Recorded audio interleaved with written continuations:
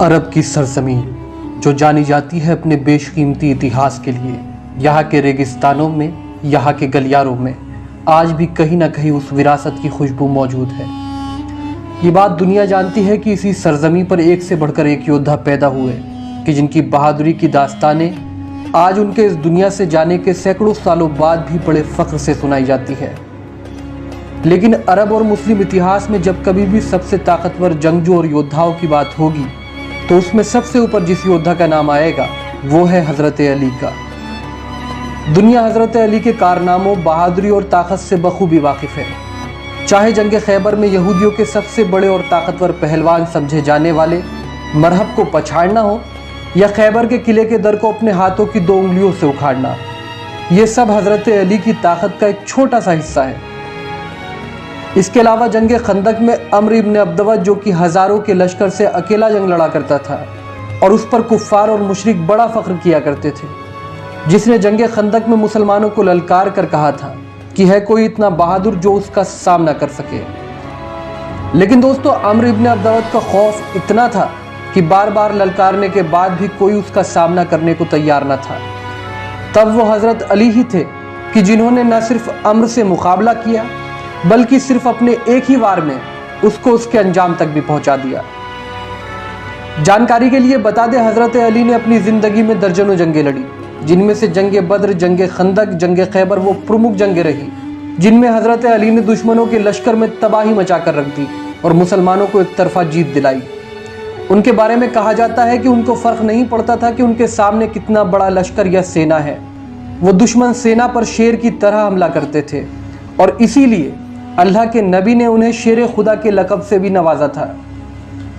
लेकिन दोस्तों, क्या कभी आपने सोचा है कि मुसलमानों के सबसे बड़े योद्धा कि जिनका मैदान जंग में कोई सानी न था और जिनका मैदान जंग में आना ही मुसलमानों की जीत की गारंटी होती थी, उन्हें कैसे शहीद किया गया? उन्हें किसने शहीद किया? और क्यों हज़रत अली ने इस दुनिया से रुखसत होने से पहले कहा था कि रब्बे काबा की कसम, आज मैं कामयाब हो गया। तो दोस्तों, आज की अपनी इस वीडियो में हम आपको बताएंगे हज़रत अली की शहादत का पूरा वाक़या कि कैसे उन्हें शहीद किया गया और क्यों हज़रत अली पर हुए उस कायराना हमले को तारीख़ का पहला आतंकवादी हमला भी कहा जाता है। लेकिन इससे पहले हज़रत अली की ज़िंदगी से जुड़े कुछ इंपॉर्टेंट पॉइंट्स को भी जानना आपके लिए ज़रूरी है। दोस्तों, हज़रत अली ही वो लीडर है कि जिन्हें अल्लाह के नबी हज़रत मोहम्मद मुस्तफ़ा सल्लल्लाहु अलैहि वसल्लम के बाद सुन्नी मुस्लिमों ने अपना चौथा खलीफा माना और शिया मुस्लिमों ने अपना पहला इमाम।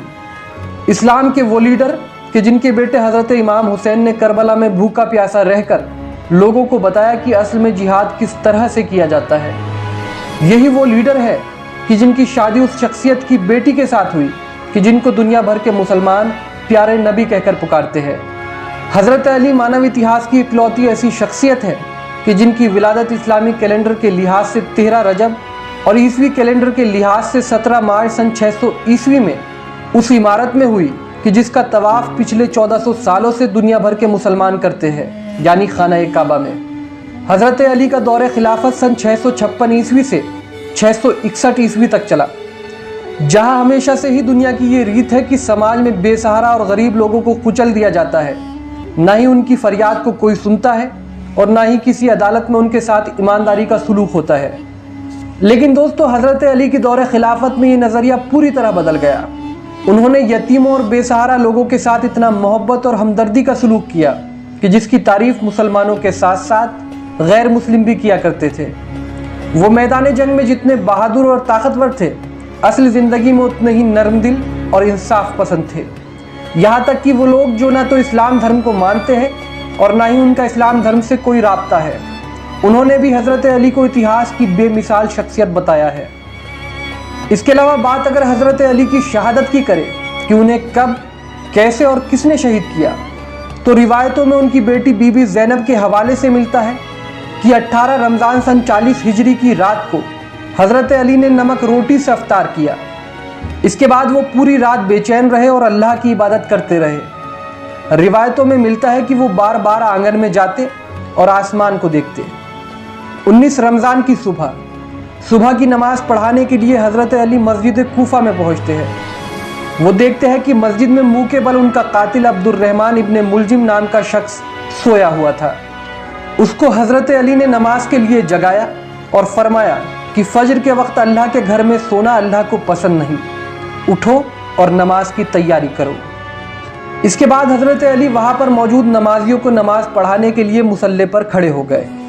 रिवायतों में मिलता है कि जैसे ही हजरत अली ने नमाज पढ़ाना शुरू की और सजदे में गए, वही अब्दुर्रहमान इब्ने मुलजिम नाम का शख्स, जो कि वहाँ पर मौजूद नमाजियों में छुपा हुआ था और उसने अपने साथ जहर में डूबी हुई एक तलवार भी छुपा रखी थी, उसने आपको सजदे में पाकर उस जहर आलूदा तलवार से आपके सर पर वार किया। बस जैसे ही अब्दुर्रहमान इब्ने मुलजिम का वार हजरत अली के सर पर लगा तो आपके मुंह से सिर्फ एक ही सदा निकली, फुस्तो बिरब्बिल काबा, यानी काबे के रब की कसम, आज मैं कामयाब हो गया। आपको जख्मी देख मस्जिद में कोहराम बरपा हो गया। आपके सर के खून से मस्जिद का मेहराब रंगीन हो गया। नमाजी सर पीटने लगे। इतने में ही आपके चाहने वालों ने कातिल को पकड़ा और उसको चारों तरफ से घेर लिया। बस फिर क्या था, आपके कातिल के चेहरे का रंग सफ़ेद होने लगा, उसको मौत का डर सताने लगा।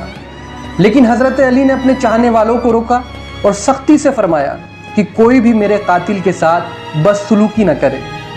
अगर मैं इस ज़र्ब की वजह से शहीद हो जाऊं तो इसको भी सिर्फ एक ही ज़र्ब लगाना, और अगर उस एक ज़र्ब से ये बच जाए तो इसे आज़ाद कर देना, और अगर मर जाए तो इसके जिस्म की बेहुरमती ना करना, इसको सही से गुस्लो कफन देकर दफनाना।